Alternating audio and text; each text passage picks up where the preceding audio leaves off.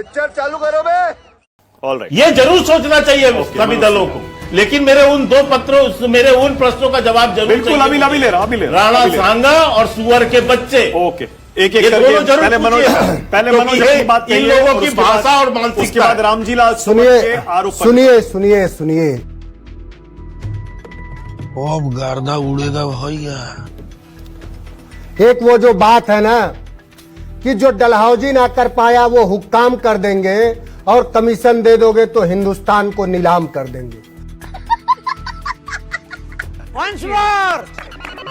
और दूसरी भी ले लीजिए कि लश्कर भी तुम्हारा है, सरदार भी तुम्हारा है, और तुम झूठ को सच लिख दो, अखबार भी तुम्हारा है।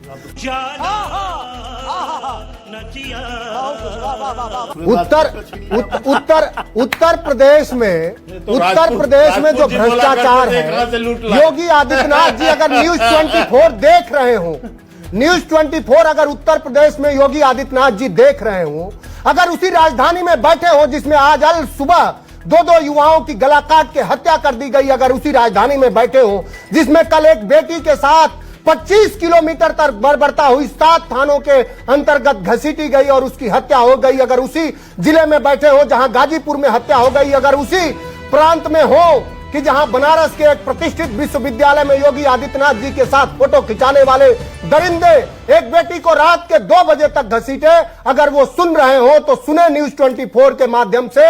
तुम्हें शर्म है? कुछ शर्म आया है कि उत्तर प्रदेश के थाने में भ्रष्टाचार है, तहसील में भ्रष्टाचार है, रजिस्ट्री ऑफिस में भ्रष्टाचार है, जिला मुख्यालय में भ्रष्टाचार है, और तो और उनके लोक भवन में भी भयंकर भ्रष्टाचार है। अरे बाप रे, ये तो धोती खोल रहा है। भ्रष्टाचार सिर्फ जुबानों से खत्म नहीं हो जाता, उसके खिलाफ आपको सख्ती से कार्रवाई करनी चाहिए। मुख्यमंत्री जी ने बयान दिया है कि उत्तर प्रदेश के हर जिले में एक अपराधी होता था। मुख्यमंत्री जी से मैं पूछना चाहूंगा कि बनारस का माफिया कौन है, मिर्जापुर का माफिया कौन है, गाजीपुर का माफिया कौन है, जौनपुर का माफिया कौन है, पश्चिम के माफिया कौन है? देखिए सर, अभी हम कुछ नहीं बता सकते हैं आपको, हम डिस्कशन में अभी हैं। नहीं, वो कौन माफिया हैं जिनके जो जेलों में लोगों की हत्या कर देते हैं? वो कौन माफिया हैं जो बांदा गोंडा मिर्जापुर सोनभद्र से लेकर सभी जिलों में उनको सारे खनन के ठेके दिए जा रहे हैं? वो कौन माफिया है जो पीडब्ल्यूडी के सबसे बड़े ठेकेदार हैं? वो कौन माफिया है जो हेलीकॉप्टर खरीद के चलते हैं? इन माफियाओं के खिलाफ आप एक शब्द नहीं बोलते हैं, और उत्तर प्रदेश के 25 करोड़ जनमानस को आप बेवकूफ समझ रहे हैं। वो कौन माफिया है जो 18 पेपर लीक करा दे गया? साहब सवाल करिए। मनोज, मेरे पास पूरी लिस्ट है जी। जो भी भ्रष्ट मिला उसको योगी जी ने फौरन सस्पेंड किया है। मेरे पास ये आईएएस अफसरों की लिस्ट है, मुझे पता है आपके पास भी होगी। जो भी काम सामने आता है उसको फौरन सस्पेंड कर देते हैं, निकाल देते हैं फौरन।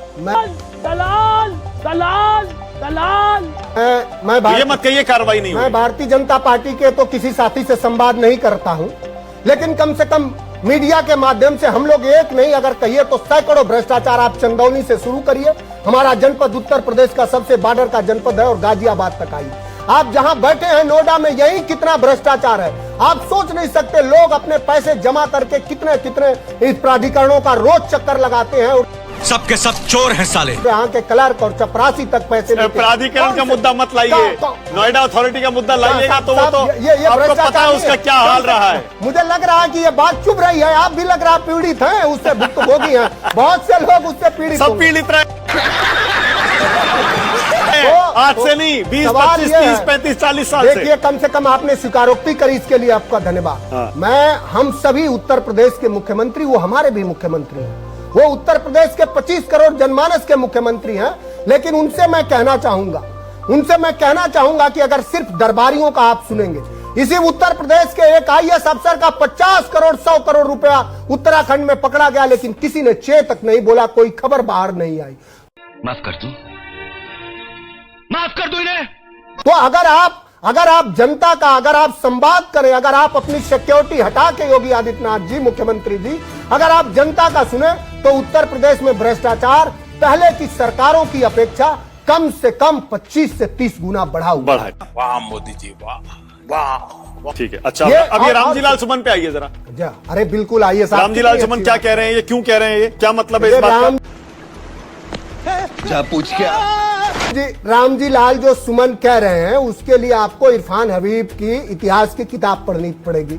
आपको औरंगजेब से नफरत है। मैं तो औरंगजेब का क्या, बाबर पर जाइए, उनके बाबा पर जाइए। बाबा थे ना औरंगजेब के, हाँ पर बाबा थे।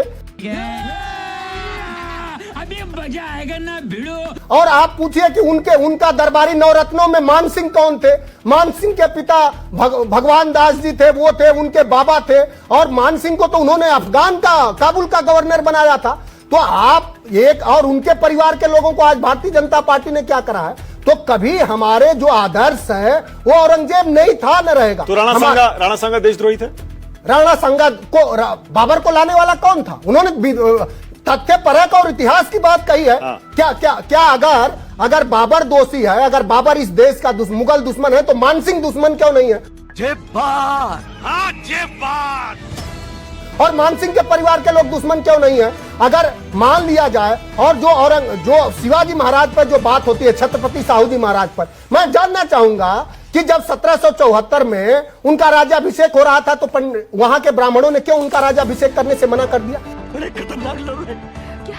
ये तो 1000 बार मैं पूछ लिया। तो क्या जिन ब्राह्मणों ने उनका राज्याभिषेक करने से मना कर दिया उनको इस देश से निकाल दिया? ओके, के शर्मा जवाब दीजिए, उसके बाद सुरेंद्र राजपूत। के शर्मा बोलिए। सवाल तो पूरा हो जाने दीजिए। और क्या नाम? मैं समाजवादी पार्टी के प्रवक्ता का धन्यवाद उसको बैन करा जाएगा कि नहीं?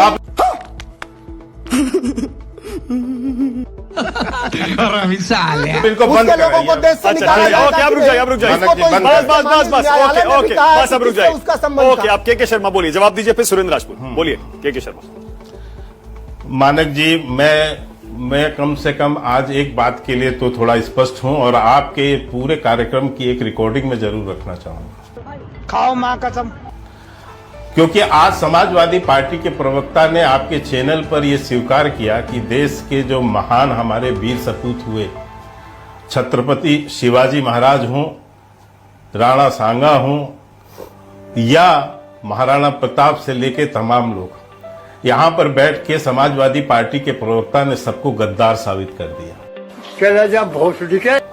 और सबके ऊपर प्रश्न चिन्ह लगाते हुए कहा, अकबर के दरबार के नवरत्नों पर भी प्रश्न लगाते हुए कहा कि वो एक गद्दार हैं इस देश के। मैं समझ सकता हूं कि मुस्लिम तुष्टीकरण की पराकाष्ठा पर और सबसे बड़ा चैंपियन बनने पर समाजवादी पार्टी इस स्तर तक नीचे गिरेगी, और गिर रही है। सवालों का एक कि आज देश के राणा सांगा हो या तमाम जो छत्रपति शिवाजी हो। अब एक मिनट भैया, मैंने मानक जी इनको रोकिए, मानक जी इनको रोकिए। इन्होंने छत्रपति शिवाजी पर प्रश्न उठाए, इन्होंने छत्रपति महाराजा शिवाजी पर प्रश्न उठाया ना कि उनकी राज तिलक कोई नहीं करने चाहता था। चड्ढा समझाओ इसे, समझाओ। ये भी कहा ना कि राणा सांगा जो है कौन लेकर आए, ये गद्दार बोला या नहीं बोला? तो आज समाजवादी पार्टी जो है उन सभी हम जिसे वीर मानते हैं अपना, चाहे वो छत्रपति महाराजा छत्रपति शिवाजी महाराज हो, चाहे राणा सांगा हो, चाहे महाराणा प्रताप हो, या उसमें नवरत्न हो, महाराणा जिनको हम मानते हैं, उन सबको ये देश का गद्दार साबित कर रहा है। बस हवा निकल गई। ऐसा गद्दार आदमी किया करो, और इस स्तर तक, नीच स्तर तक गिरने वाला व्यक्ति, नीच स्तर, समाजवादी पार्टी इतनी नीच स्तर तक गिरेगी, इतनी नीच स्तर तक गिरेगी।